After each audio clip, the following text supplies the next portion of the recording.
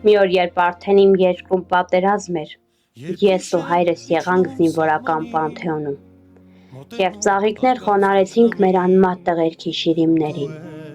Ու երբ տուն վերադարձանք, հայրս մորս ասաց. «Գիտես աղջկա, սուր էի տարել այսօր»։ Զինվորական պանթեոն, որ ծաղիկ խոնարհի ու ճանաչիր անպարտ հայրենիքի անմահ հերոսներին, որ հասկանա ու գիտակցիր խաղաղ մանկության անհոգ օրերի ու ժպիտի համար մենք ինչ թանկ ենք վճարում։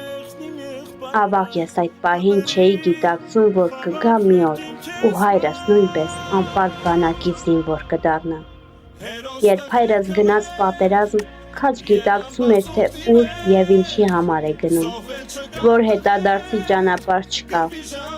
Օրերն անցնում էին, ես ամեն վայրկյան սպասում էի, որ հայրս տուն կվերադառնա, բայց ավաղ չվերադարձավ։ Ինձ միշտ ասում էին, որ հայրդ գործեր ունի, երբ գործերն ավարտի կգա, ու ես սպասում էի աչքս դռանը հառած, որ մի օր հայրս ներս կմտնի, սպասում էի մինչև այն պահը, երբ մի օր մեր տան դուռը թակեցին և ներս մտավ հորս մարտական ընկերը։ Նա մոտեցավ ու ձեռքի փոքրիկ տուփը տվեց ինձ ու ասաց, որ այսուհետ դու ավելի հպարտ ու գլուխդ բարձր ես քայլելու, դու հերոս հայրիկ ունես։ Տուփը բացեցի ու մի պահ քարացա։ Այնտեղ հայրիկիս անմահ հերոսի մեդալն էր։ Ուր ակամայից հիշեցի հորս վերջին խոսքերը. «Իմ սիրուն աղջիկ, ես ուր էլ գնամ, որտեղ էլ լինեմ, միշտ կմնամ քո սրտի ու հոգու մեջ»։ Ես նորից զինվորական պանթեոնում եմ, նորից ծաղիկներ եմ խոնարհում անմահ տղերքի շիրիմներին, բայց այս անգամ նրանց շարքում կա նաև հայրս։ Գլուխ եմ խոնարհում ձեր առաջ և հպարտ եմ, որ ունեմ հերոս հայրիկ։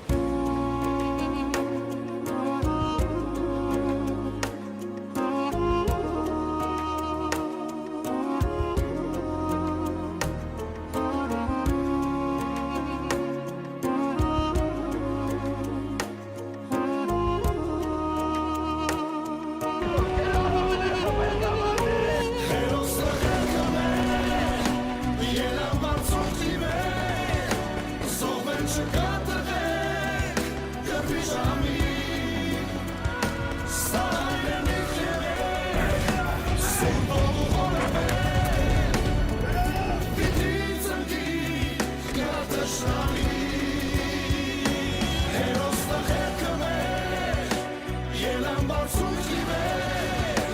sohbet çıkar.